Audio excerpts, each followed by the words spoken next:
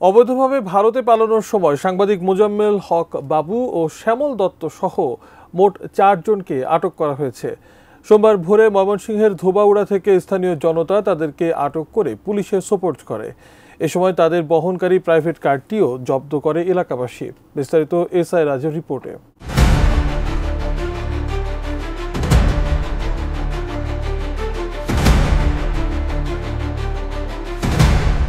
ছাত্র জনতার আন্দোলনের মুখে গত ৫ আগস্ট প্রধানমন্ত্রীর পদ থেকে পদত্যাগ করে দেশ ছাড়েন শেখ হাসিনা।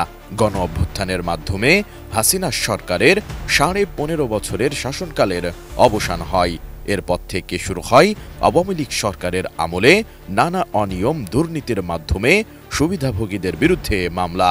এসব মামলায় উঠে আসে গণমাধ্যম কর্মীদের নামও।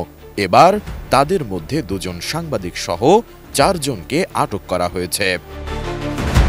ময়মনসিংহের ধোবাউড়া উপজেলা হয়ে ভারতে যাওয়ার পথে ৭১ টেলিভিশনের সিইও সাংবাদিক মোজাম্মেল হক বাবু, দৈনিক ভোরের কাগজের সম্পাদক শ্যামল দত্ত, ৭১ টেলিভিশনের সিনিয়র রিপোর্টার মাহবুবুর রহমান ও প্রাইভেট কার চালক সেলিমকে আটক করে স্থানীয়রা।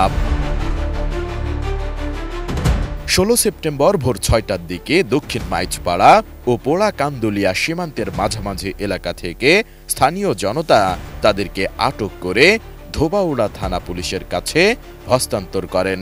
এ সময় তাদের বহনকারী একটি প্রাইভেট কারও স্থানীয়রা জব্দ করেন বলে জানান ধোবাউড়া থানা পুলিশের ভারপ্রাপ্ত কর্মকর্তা মোহাম্মদ চান মিয়া।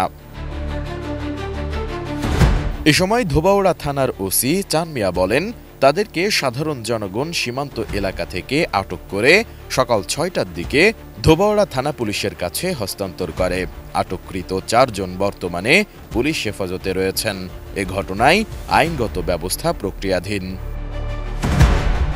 এলো ভিশন মুশকিল আসান অফার। যে কোনো ব্র্যান্ডের পুরনো ফ্রিজ নিয়ে চলে আসুন ভিশন শোরুমে আর নিয়ে যান নতুন ভিশন ফ্রিজ 20% পর্যন্ত ছাড়। স্থানীয় সূত্রে জানা যায়, একটি প্রাইভেট কার নিয়ে সীমান্তের দিকে যাচ্ছিলেন তারা। পরে খবর পেয়ে এলাকাবাসী সীমান্ত এলাকা থেকে রাতে তাদেরকে আটক করেন। এর আগে সপরিবারে ভারতে যাওয়ার সময় দৈনিক ভোরের কাগজের সম্পাদক শ্যামল দত্তকে আটকে দিয়েছিল ইমিগ্রেশন পুলিশ। গত ৬ আগস্ট বিকেল ৩টার দিকে ব্রাহ্মণবাড়িয়ার আখাউড়া আন্তর্জাতিক ইমিগ্রেশন চেকপোস্ট দিয়ে তিনি সপরিবারে ভারতে ঢোকার চেষ্টা করেন।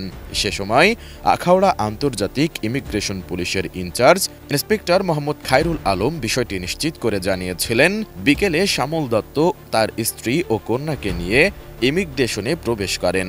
সে সময় আখাউড়া আন্তর্জাতিক ইমিগ্রেশন পুলিশের ইনচার্জ ইন্সপেক্টর মোহাম্মদ খায়রুল আলম বিষয়টি নিশ্চিত করে জানিয়েছিলেন, ৬ আগস্ট বিকেলে শ্যামল দত্ত তার স্ত্রী ও কন্যাকে নিয়ে ইমিগ্রেশনে প্রবেশ করেন।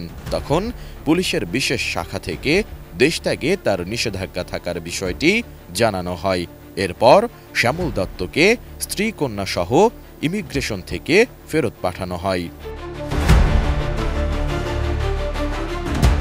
এদিকে বৈষম্য বিরোধী ছাত্র জনতার আন্দোলনকে কেন্দ্র করে হত্যা, গণহত্যা ও নির্যাতনে উস্কানি দেওয়ার অভিযোগে তারা সহ মোট ৫৩ জনের বিরুদ্ধে আন্তর্জাতিক অপরাধ ট্রাইব্যুনালে অভিযোগ দাখিল করা হয়েছে।